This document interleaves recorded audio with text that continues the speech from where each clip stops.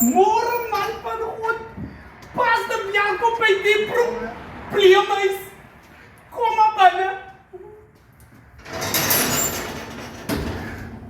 Pastor, maak op pastor thuis asseblief toch. Dankie. Ploppoie. Pastor Bougat is hier vir ons.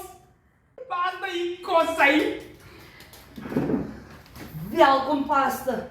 Dankie dat pastor nou na ons probleme kom luister. Pastor, die man is nie meer bedagsaam nie. Ai, maar pastor, dis nie waar nie. Ons staan ten minste s'nags saam. En die pastor nog genoem. Hy vat my nie eens meer uit vir ete nie. Maar pastor, dis ook nie waar nie. Ons het nog gestuid geëet. Uit blikkies uit. Ai, hoor die man. Ja, pastor, man. Die vrou, ja, die keer as ek dronk by die huis aankom, dan klap die bekkie van as so kompressor aanhoudend aan mekaar. Ras, pastor. Oké, Suster Carmen, nou weet ek waar die probleem lê. In die vervolg, as Brusalis weer dronk huis toe kom, dan neem jy 'n glas water en dan drink jy dit.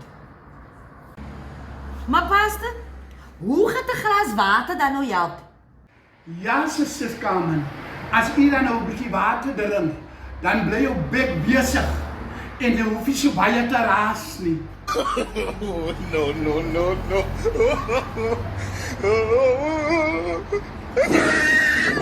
Pastor, wacht met u. Ik ga gewoon voor pastor een beetje thee maken.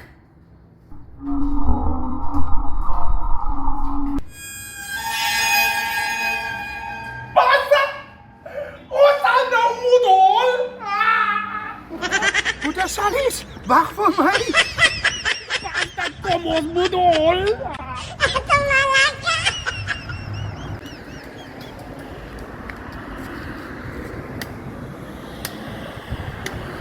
Kijk pastor, dan na van my so te sê,